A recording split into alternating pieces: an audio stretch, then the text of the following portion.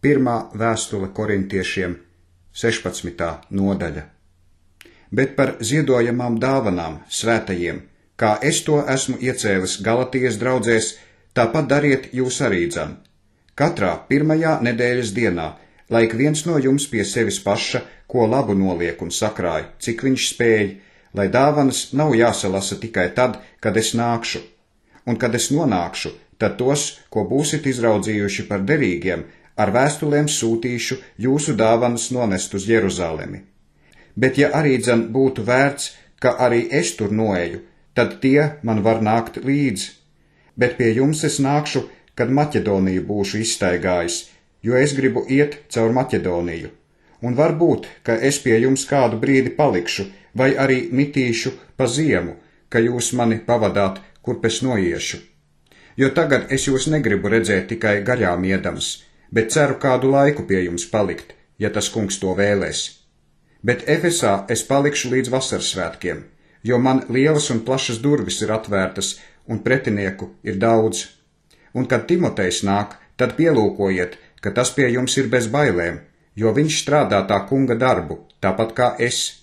Tāpēc, lai neviens viņu nenicina, bet pavadiet viņu ar mieru, lai tas nāk pie manis, jo es viņu gaidu ar brāļiem. Bet brāli Apollu es dažkārt esmu skubinājis, lai ar brāļiem pie jums noiet, bet viņam prāts pavisam nebija tagad iet, bet tomēr tas ies, kad tam būs izdevīgs laiks. Esiet modrīgi, stāviet ticībā, turieties kā vīri, esiet stipri, viss pie jums, lai notiek mīlestībā. Un es jūs lūdzu, brāļi, jūs zināt Stefana namu, ka tie ir pirmie no Ahajas, un ka tie ir nodevušies svētiem kalpot, kā arī jūs tādiem paklausāt, un ik katram, kas līdzi strādā un pūlas. Bet es priecājos par Stefana un Fortunata un Ahajika atnākšanu, jo, kad jūs pie manis neesat, tad šie ir pie manis jūsu vietā, jo tie atspiedzinājuši manu un jūsu garu, tāpēc atzīstiet tos par tādiem. Āzijas draudzes jūs sveicina, Akvila un Priskila ar draudzi, kas viņu namā, jūs daudz sveicina tai kungā. Visi brāļi jūs sveicina, sveicinieties savā starpā ar svētu skūpstīšanu. Es, Pāvils, jūs sveicinu, es ar savu paša roku. Ja kas nemīl kungu Jēzu Kristu, tas lai ir nolādēts. Maran ata, tas kungs nāk. Kunga Jēzus Kristus žēlastība, lai ir ar jums. Mana mīlestība ir ar jums visiem, Jēzu Kristu. Āmen.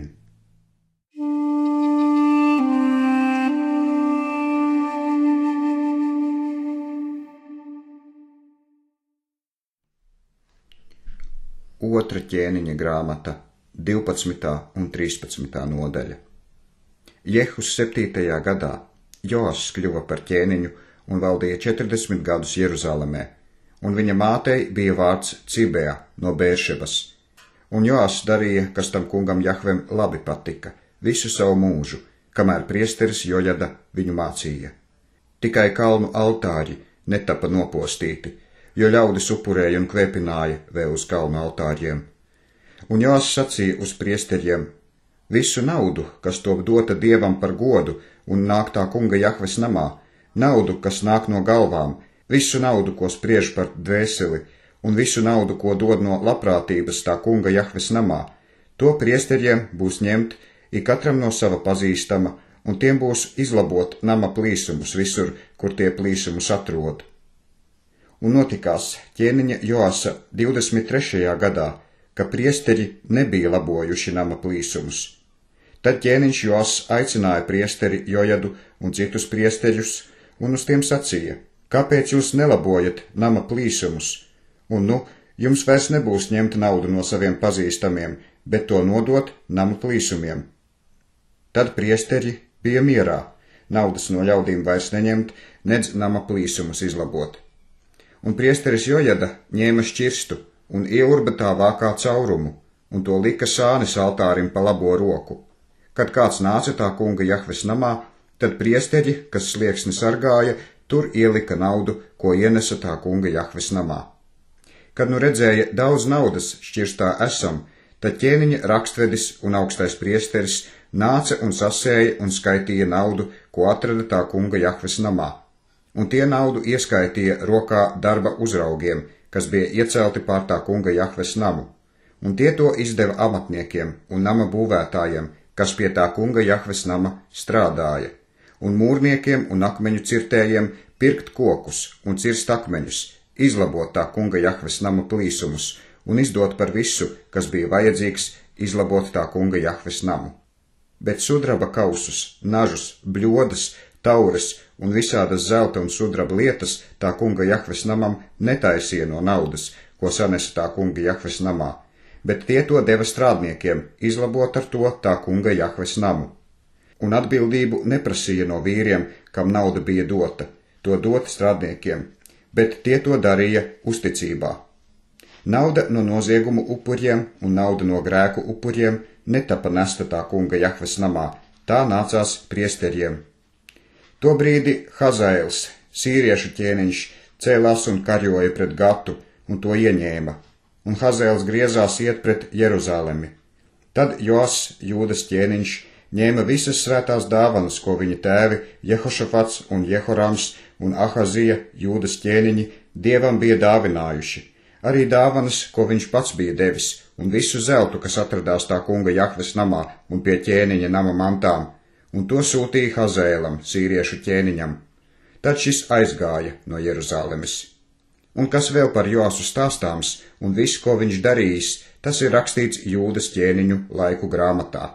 Un viņa kalpi cēlās un derēja derību un nokāva Joasu Millas namā, kur iet uz Sillu, jo Jozahars, Šimeata dēls, un Jehozabats, Šomera dēls, viņa kalpi, to nokāva, ka tas nomira, un viņu apraka pie viņa tēviem Dāvida pilī, un viņa dēls Amacija kļuva par ķēniņu viņa vietā.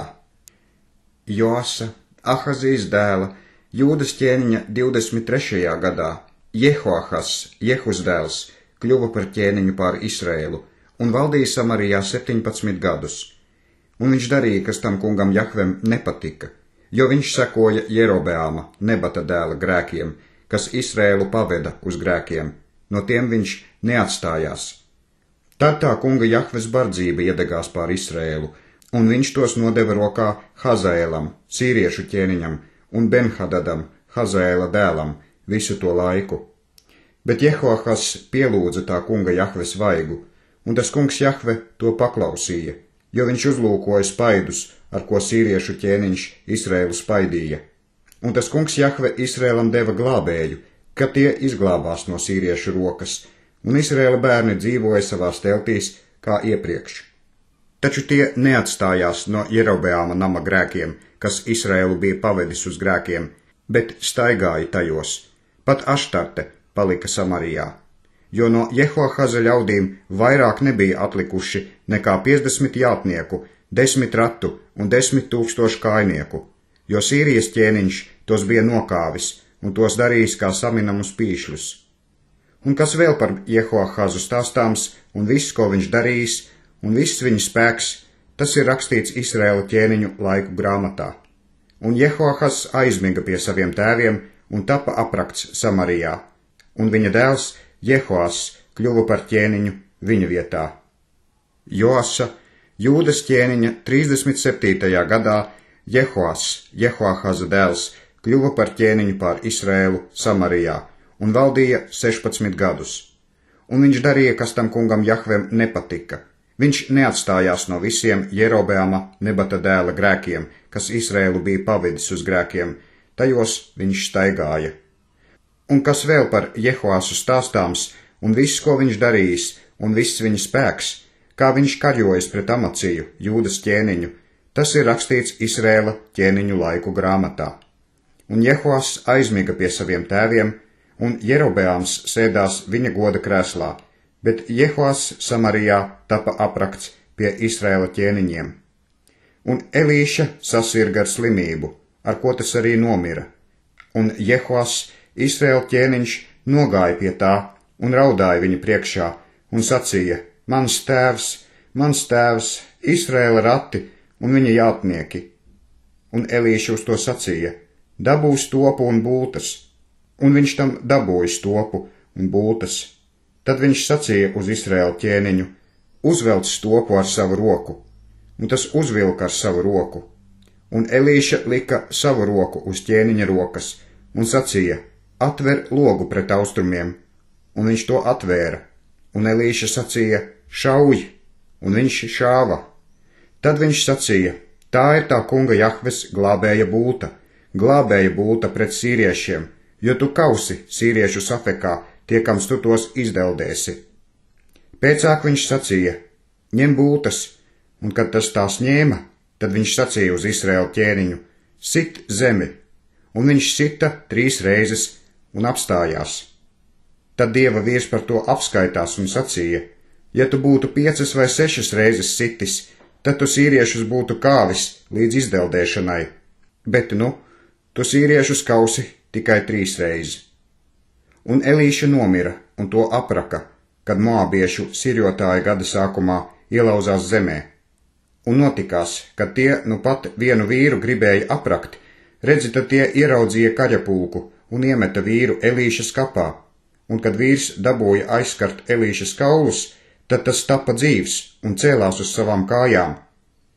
Un Hazaēls, sīriešu ķēniņš, spaidīja Izrēlu visu Jehoahaza mūžu, bet tas kungs Jahve tiem bija žēlīgs un apžēlojās par tiem un atgriezās pie tiem savas derības dēļ ar Ābrahāmu, Īzaku un Jēkabu un negribēja tos nomaitāt, un tos arī dzen neatmeta no sava vaiga līdz šim laikam. Un Hazaēls, sīriešu ķēniņš, nomira, un Benhadats, viņa dēls, kļuva par ķēniņu viņa vietā. Tad Jehoass, Jehoahaza dēls, atņēma atkal tās pilsētas no Benhadada, Hazaēla dēla rokas, ko šis karā bija atņēmis no Jehoahaza, viņa tēva rokas. Jehoass viņu kāva 3 reizes un atdabūja Izraēla pilsētas.